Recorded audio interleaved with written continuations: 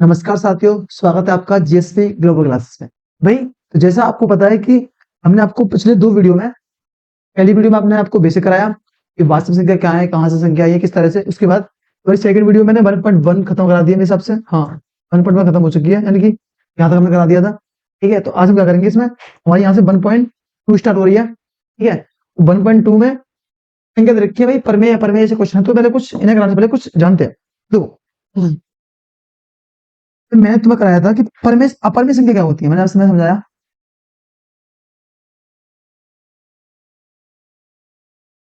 अपरमेय संख्या।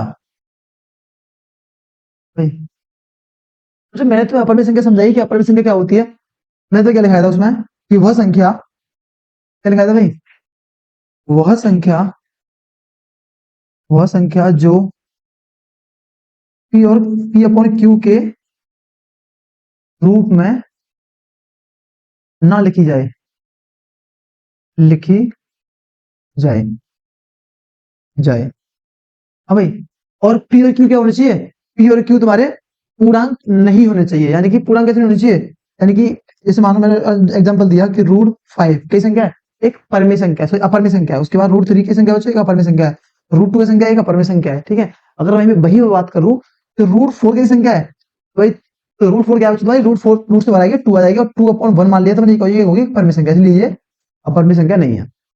यानी कि मैंने उस दिन आपको बिल्कुल क्लियर से समझाया था कि परमेय संख्या और अपरमेय संख्या क्या है। भाई, आज हम इसी टॉपिक पे बात करने वाले हैं। इसी का एक टाइप है, इसमें 1 पॉइंट तुम्हारी 2 में पूछा गया है।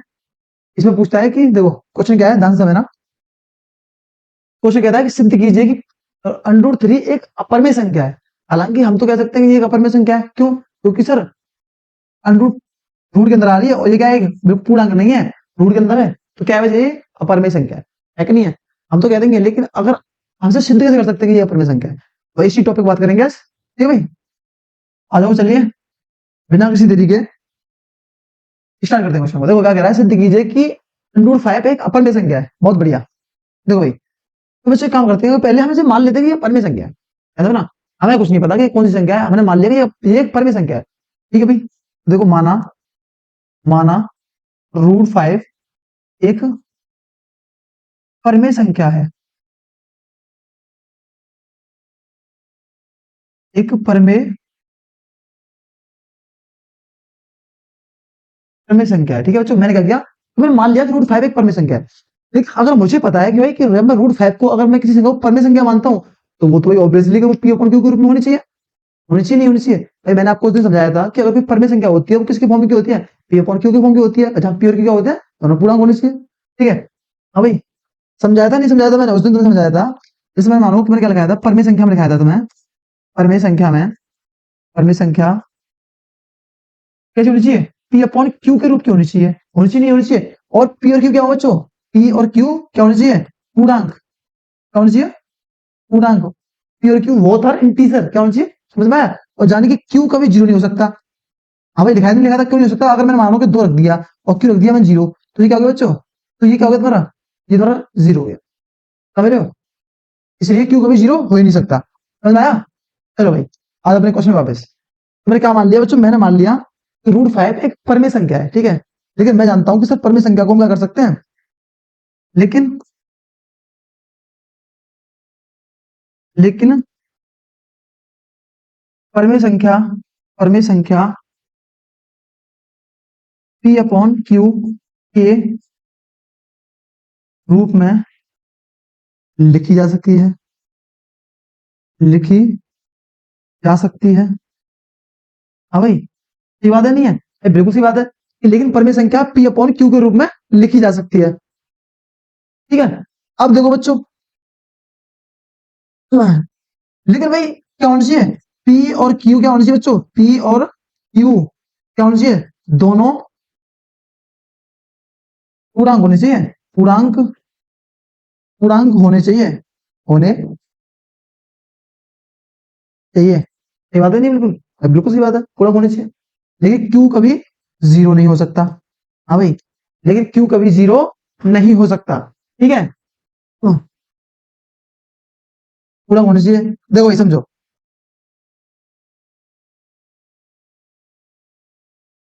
तो मैंने यहाँ पे क्या माना फिर मान लिया कि माना √5 एक परमेय संख्या है, लेकिन परमेय संख्या को पी अपॉन क्यू के रूप में लिखा जा सकता है, जहां पी और क्यू दोनों पूर्णांक हैं। हाँ भाई, क्या बोल सकते हैं, पी और क्यू दोनों सहअभाज्य संख्या हैं, दोनों सहअभाज्य सहअभाज्य संख्या है। हाँ भाई, तो बच्चों सहअभाज्य संख्या वो होती है जिनका केवल एक ही कॉमन फैक्टर होता है, जिनका केवल एक ही कॉमन फैक्टर होता है। किस तरह से, इसमें बोलूं कि 7 और 8, हाँ भाई इसमें क्या कॉमन है सर, बहुत से इंद्र का फैक्टर क्या है, इंद्र का फैक्टर वो भी एक ओनली। मैं बोलूं 6 और 7, अब क्या है बच्चों, इनमें एक ही फैक्टर वो भी एक है कि नहीं। मैं बोलूं 9 और 10, इनका एक ही कॉमन फैक्टर वो है एक। तो कैसी होंगी तुम्हारी, ये होंगी को प्राइम नंबर, यानी कि सहअभाज्य संख्याएं। कोई दिक्कत नहीं आता। अब देखो बच्चों, जब मैंने से परमेय संख्या मान लिया है, तो मैं कह सकता हूं कि P upon Q equal to √5। हाँ भाई, भाई बिल्कुल कह सकता हूं कि जब मैंने से परमेय संख्या मान लिया, तो मैं ये भी कह सकता हूं कि P upon Q equal to √5। ये बात है नहीं, ठीक है। देखो बच्चों, हाँ, भाई यहां से क्या करते हैं, पी का मान निकाल लो। अगर मैं पी का मान निकालता हूं तो क्या हो जाएगा तुम्हारा, √5 क्यू। हाँ भाई, कोई दिक्कत, मैंने यहां से पी का मान निकाला, √5 क्यू। तो बच्चों देखो, उधर करना पड़ेगा साइड में, तो क्वेश्चन लेंथी जाएगा, जो समझ के चलना है एक चीज को, ठीक है। अब भाई ये हो गया। अब भाई ध्यान से ना, अगर मैं यहाँ पे दोनों पक्षों का पक्षों का वर्ग कर दूं, वर्ग कर दूं, ध्यान से मेरे बच्चों, देखो क्या होगा, क्यू स्क्वायर हो जाएगा इजिकल टू √5 का स्क्वायर क्या हो जाएगा बच्चों, 5 हो जाएगा, और क्यू का क्यू स्क्वायर। कोई दिक्कत नहीं, यानी क्या गया कि Q square equal to 5 root में क्यू स्क्वायर, ठीक है भाई। अब देखो किस तरह से, यहां पर समझते हैं वैसे, यहां पे आ जाओ, यानी कि P square equal to 5 Q square, ठीक है बच्चों। अगर मैं यहां से भाई क्यू स्क्वायर का मान निकालू, अगर मैं यहां से क्यू स्क्वायर का मान निकालता हूं, किस तरह से, क्यू स्क्वायर इजिकल टू आ जाएगा बच्चों तुम्हारा क्यू स्क्वायर बट्टे 5। हाँ भाई, कोई दिक्कत, मैंने क्या किया, यहां से क्यू स्क्वायर का मान निकाला, तो क्यू स्क्वायर अपॉन क्यू, क्योंकि 5 पहुंच गया था उधर, ठीक है। तो देखो भाई, तो क्या कह सकता हूं, मैं क्या कह सकता हूं भाई, 5 इसके अपॉन में है। हाँ भाई, 5 पी स्क्वायर के अपॉन दे रखा है, तो क्या कह सकता हूं यहां से, तो 5 पी स्क्वायर को विभाजित करेगा, विभाजित करेगा। हाँ भाई, करेगा नहीं करेगा, सर बिल्कुल करेगा। तो 5 पी स्क्वायर को विभाजित करेगा, करेगा। देखो भाई, जब 5 पी स्क्वायर को विभाजित करेगा, तो 5 पी को विभाजित करेगा, ठीक है। तो 5 पी को भी विभाजित करेगा, विभाजित करेगा, ठीक है बच्चों। भाई पी को विभाजित करेगा, ऐसा है ना, तो 5 पी को विभाजित करेगा, कोई दिक्कत नहीं। अब तब बच्चों, तो अगर पी बराबर होगा 5c, ऐसा है ना। अब मैंने मान लिया, मैंने माना कि पी बराबर 5c, जहां सी क्या है, जहां सी एक गुणांक है, गुणांक है, ठीक है बच्चों। अब देखो इस तरह से,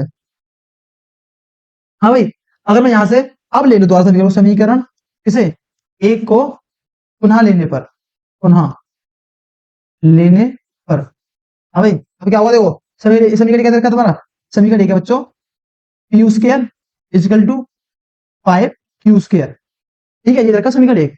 यहाँ तो कोई समस्या, ठीक है। अगले पे चले, अगले पे करते हैं सर, आ जाओ भाई, यानी कि क्या आ गया, Q square equal to 5 Q square, यही समीकरण एक तुम्हारा। अब भाई देखो ध्यान से ना, अगर मैं तुमसे पूछूं कि सर यहाँ पे पी बराबर क्या रखा है, सर पी बराबर रखा है 5c, है कि नहीं है। हाँ भाई, क्या है, पी बराबर रखा है 5c, तब क्या करूंगा, पी बराबर 5c और रखने पर, हाँ भाई देखो क्या होगा, अब समझना, तो क्या होगा बच्चों तुम्हारा, 5c का square equal to 5 Q square. हाँ भाई, ये होगा नहीं होगा, मैंने क्या किया, ये मैंने समीकरण एक से लिया है, P square equal to 5 Q square.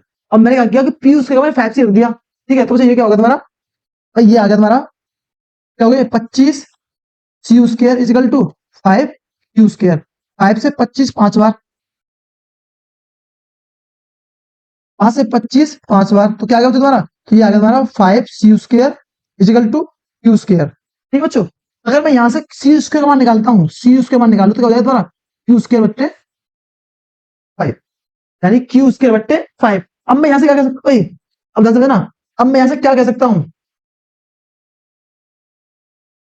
क्या कह सकता हूँ? तो ध्यान से देना, अब मैं यहां पे कह सकता हूं कि 5q² को विभाजित करता है, विभाजित विभाजित करता है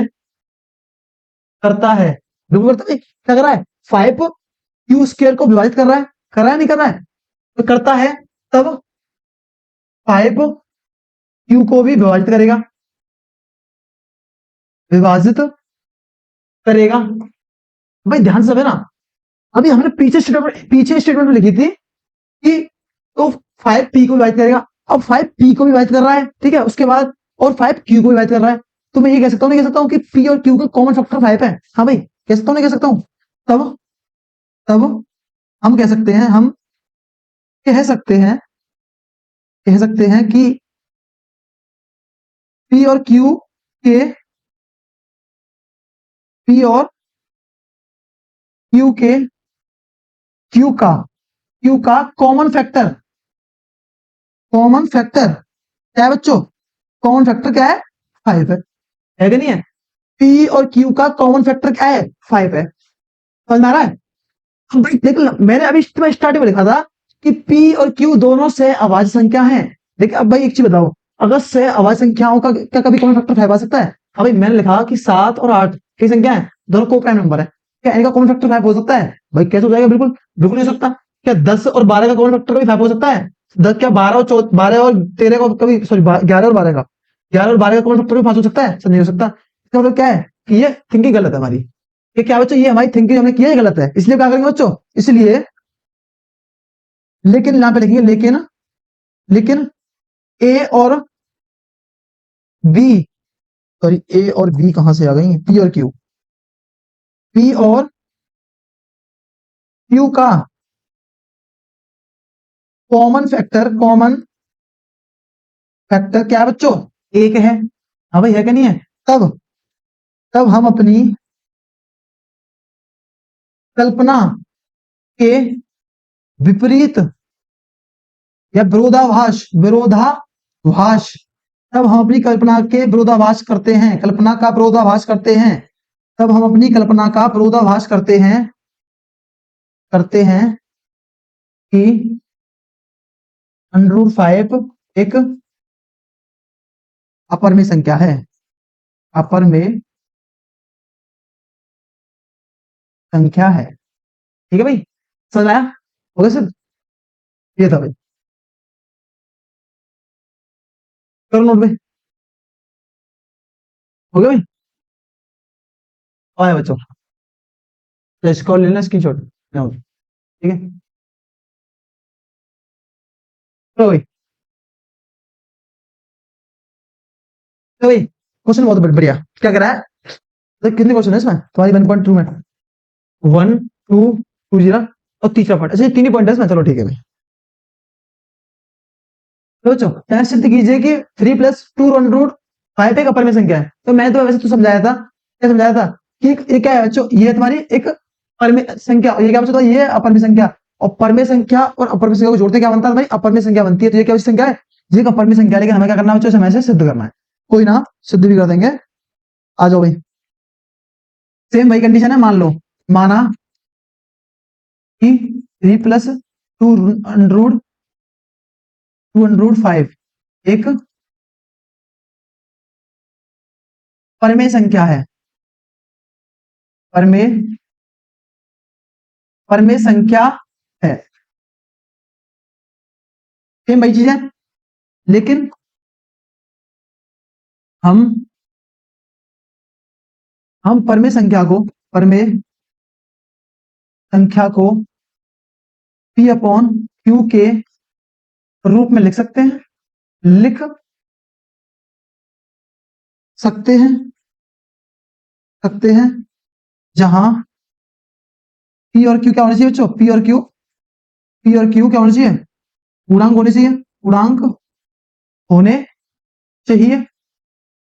हाँ भाई, यानी कि हम परिमेय संख्या को पी अपॉन क्यू के रूप में ले सकते हैं, लेकिन पी और क्यू क्या होना चाहिए, दोनों पूर्णांक होने चाहिए, ठीक है। उसके बाद और क्यू कभी जीरो नहीं होना चाहिए। ये तुम्हारी ये कहती है भाई परिमेय संख्या की स्टेटमेंट कहती है, ठीक है भाई। उसके बाद बच्चों अब आ जाओ मेन लाइन पे। तो भाई अगर मैंने से परिमेय संख्या मान ही लिया है तो मैं ऐसे क्या क्या कह सकता हूँ, P upon Q equal to 2 plus 3, 3 plus 2√5। हाँ भाई, कौन सी टेबल, यही वाली, लो, आराम से नीचे झुक के।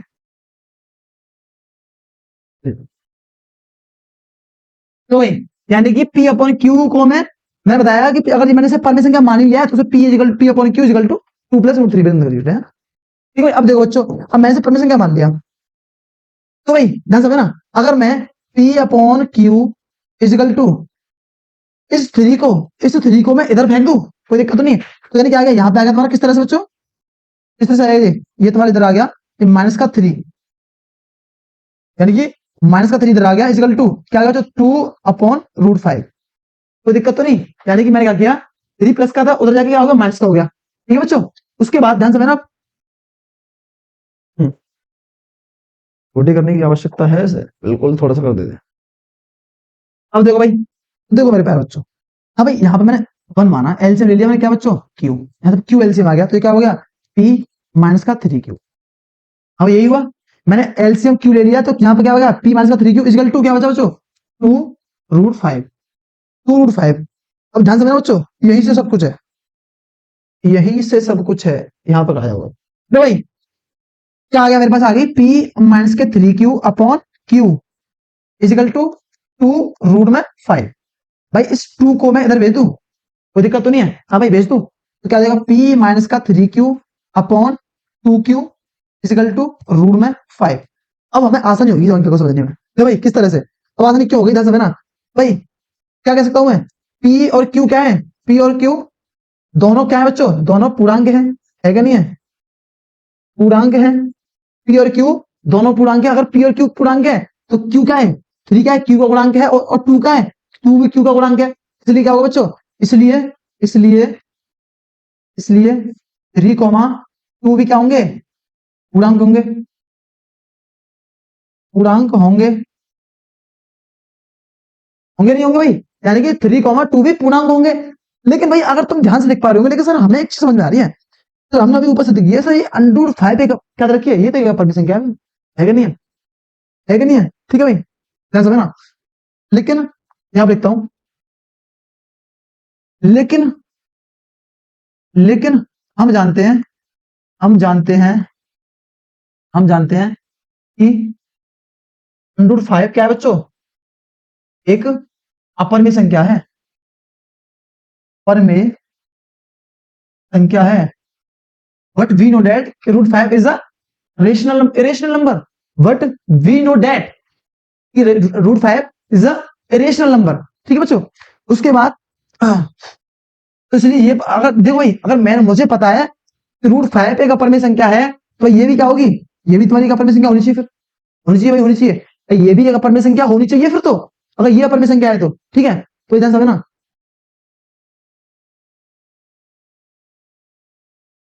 इसलिए इसलिए इसका बायां पक्ष भी, बायां पक्ष भी क्या होगा बच्चों, पक्ष भी अपरिमेय संख्या होगा, अपरिमेय संख्या होगा। इसलिए हम क्या कह सकते हैं, इसलिए हम कह सकते हैं कि 2 + 3√5 क्या है बच्चों, एक एक अपरिमेय संख्या है, अपरिमेय संख्या है, ठीक है भाई, समझ में आया, चलो नोट भाई, चलो भाई नोट।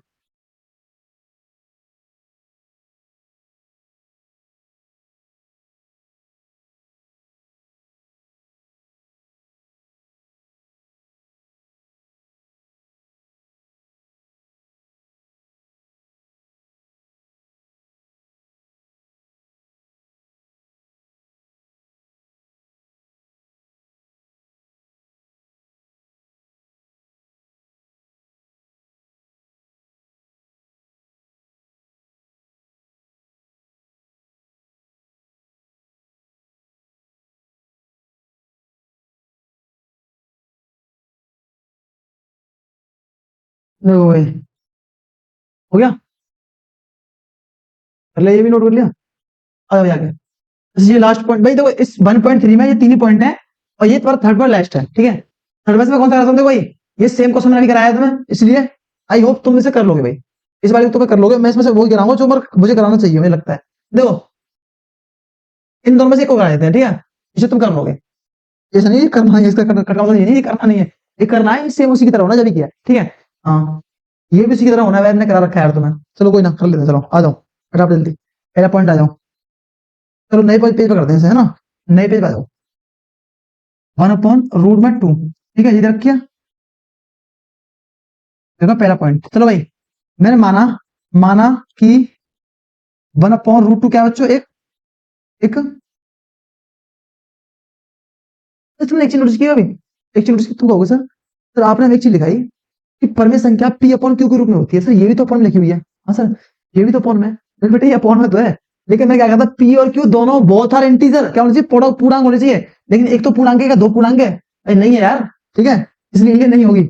बहुत से में अभी ये सोच रहे होंगे कि ये तो p/q के रूप में लिखी हुई है, ठीक है, आ जाओ। देखो भाई, माना कि 1/√2 क्या है, एक अपरमेय संख्या है, सॉरी, एक परमेय संख्या है, परमेय संख्या है, ठीक है बच्चों, परमेय संख्या है, तो उसे क्या करूंगा, तो भाई वही कंडीशन है, तो उसे मैं p/q के रूप में लिख सकता हूँ, p/q के रूप में लिख सकता हूं, लिख सकते हैं, और p और q होनी चाहिए, p और q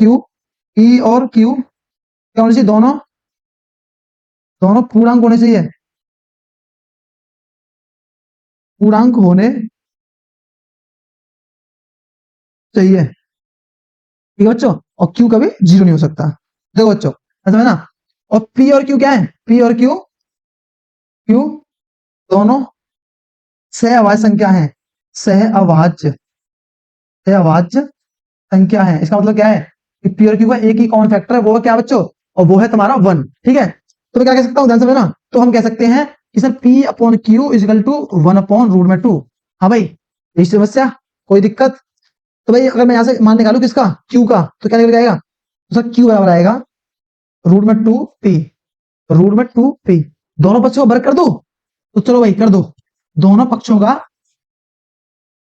दोनों पक्षों का वर्ग करने पर, वर्ग करने करने पर, तो भाई अगर मैं दोनों पक्षों को वर्ग करता हूं तो ध्यान से ना, क्या आएगा, जो क्यू स्क्वायर बदल दे, तो क्या आएगा, क्यू स्क्वायर इक्वल टू √2 करूंगा, जो √2 का मैं स्क्वायर करूंगा तो 2 आ जाएगा बाहर, तो 2 इक्वल टू क्यू स्क्वायर, ठीक है बच्चों। अब भाई आ जाओ फटाफट जल्दी, यहाँ आएंगे अब। तो भाई क्या आ गया, अगर मैं यहाँ से पी उसके का मान निकालता हूं तो क्या होगा, 2 तुम्हारा उधर पहुंच जाएगा नीचे उसके, यानी कि ऐसे अगर मैं पी उसके का मान निकालता हूं तो क्या हो जाएगा बच्चों तुम्हारा, पी स्क्वायर बट्टे 2।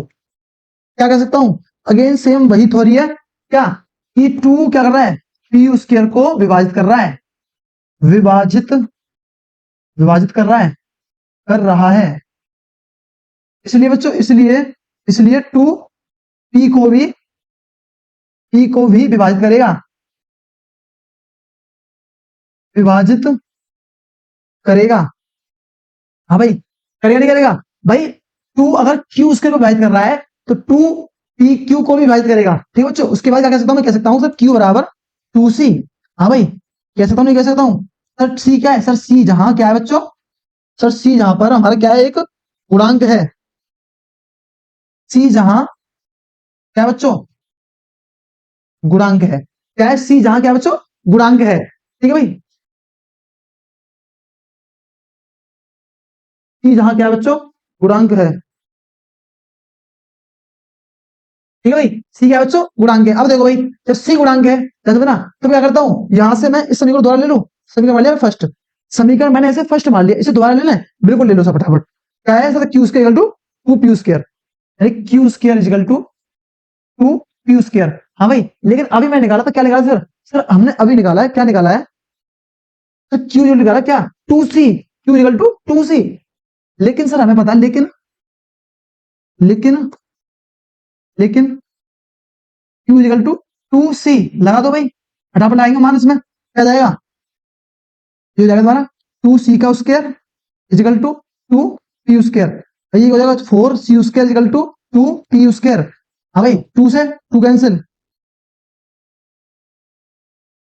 टू से टू कैंसिल, क्या है बच्चों, two C square equal to P square. यहां से अगर मैं सी स्क्वायर का मान निकालता हूं, सी स्क्वायर का मान निकालते हैं तो पी स्क्वायर अपॉन टू।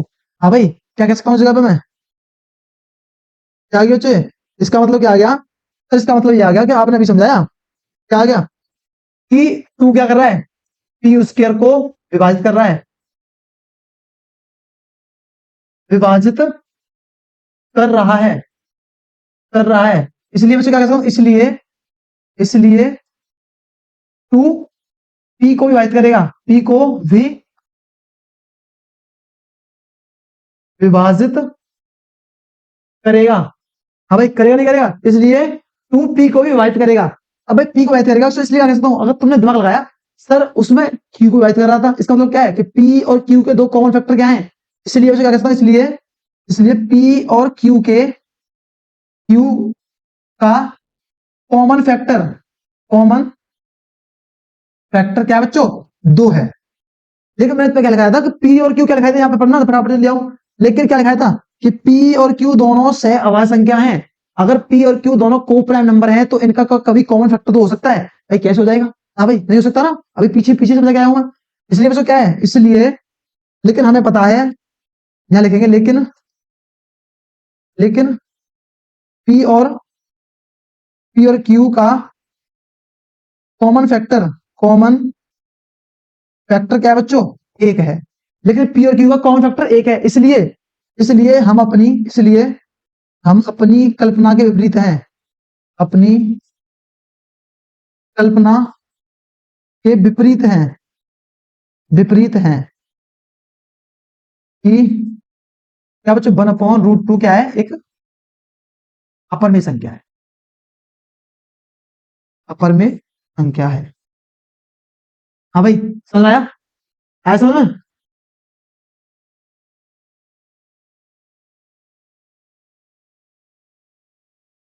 ठीक है भाई, भाई इसी तरह से कैसा भी क्वेश्चन आ जाए, किसी तरह का क्वेश्चन आ जाए, इसी तरह से करना है, कुछ भी अलग नहीं है इनमें से, ठीक है। तो देखो इसमें तो मैंने तुम्हें ये करा दिया, इसमें ये क्या करना है, इसमें भी तुम्हें क्या माननी है, पी अपॉन क्यू के बराबर माननी है, और ये तुम्हारी साथ आ जाएगी इसके नीचे, और ये क्या करेगा, और फिर तुम्हें स्टेटमेंट अपनी दे देनी है इस पर, ठीक है। और ये तुम्हारा सेम उसी की तरह होना है जो मैं बताया था, तो ये दोनों तुम्हारे लिए एच डब्ल्यू है, ठीक है भाई, इससे अलग कुछ भी नहीं है इस एक्सरसाइज में, और इससे भारत में कुछ भी पेपर में नहीं आएगा। पेपर में अगर क्वेश्चन आता है तो यहाँ से कुछ भी नहीं आएगा, या पूछेगा रूट फाइव क्या है, रूट फाइव के परमेशन कैसे दिख लीजिए, क्या इसमें से कोई क्वेश्चन पूछ सकता है, इनसे अलग कुछ भी नहीं है, ठीक है भाई। तो भाई आज की वीडियो बताए रखते हैं, तो मिलते हैं आपको अगली वीडियो में, तो जय हिंद, जय भारत, वंदे मातरम।